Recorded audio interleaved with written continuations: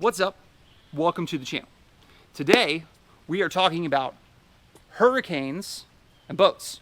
It is 5:57 on Monday, October 7th, meaning that Hurricane Milton, I found this on.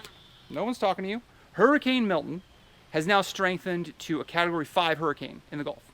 We've got about 48 hours to prepare everything in Florida. Luckily, we are on the East Coast and the West Coast. Luckily for us, we're on the East Coast, but our friends on the West Coast are going to get smacked by this hurricane. But it's going to affect everywhere on the Florida Peninsula, and so I thought it would be a really good time to talk about some hurricane preparedness and boats, specifically how to prepare a boat that is on a trailer for a hurricane. I'm going to give you 5 tips of things to do to get ready for a hurricane with a trailered boat. Number 1, the tongue weight on the trailer. The way that the trailer is sitting right now, most of the weight is towards the back of it. So we're going to lower the jack as far as it can go down to the ground to get as much weight forward as we possibly can, because the name of the game in this boat is going to be weight. That leads us into number 2. Secure the boat any way you possibly can.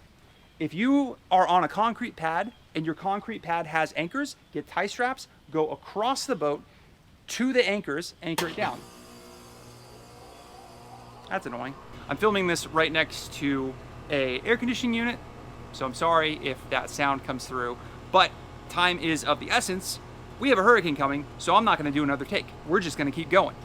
So when I say secure the boat, if you have anchors built into concrete or anything like that, that is primo option number 1. If you have that, you are super lucky.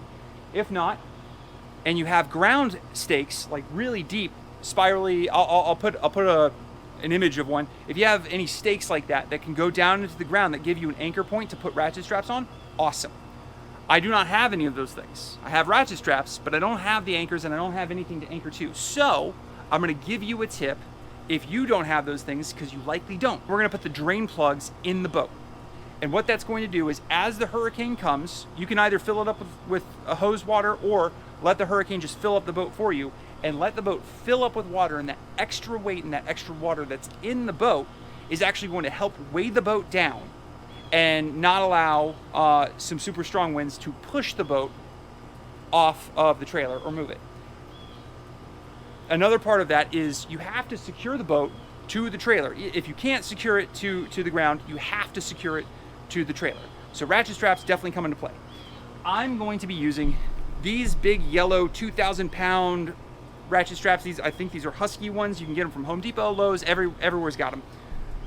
These super heavy-duty rated ones are the best. And then I'm going to use the smaller, normal inch wide ratchet straps for the back to do the eyelets down to the trailer. A tip on that is, when the ratchet straps are around the boat, and especially on the gunnel, the wind coming through there is going to have those ratchet straps vibrating, and it's going to mess up the finish of the boat. That nylon rubbing against your fiberglass and gel coat, that's not going to be good. So I recommend taking terry cloth rags or anything like that, towels, anything that you have, piece of cloth, and put it down over top, put it down on the gunnel, and then put the ratchet strap over it, so that way that vibrating ratchet strap in the wind is not going to mess up the finish of your boat. It's not going to be perfect, but at least it'll be something. So, number 3, we're going to keep the boat away from structures. Some people might think that putting the boat up against a structure is a good idea in a hurricane. It can be, depending upon where you are in the storm.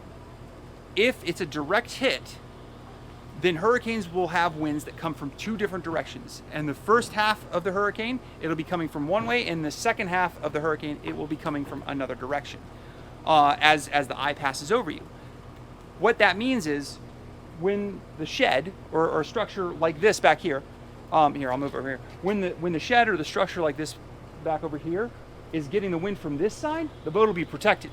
However, if the boat's on this side of the shed and the wind then shifts and comes from this way, that wind is going to go straight through the boat, into the shed, and then up is where the wind will go. That will pick the boat up, either ripping the T-top or pulling the boat up and being able to give it some lift so it can fall over.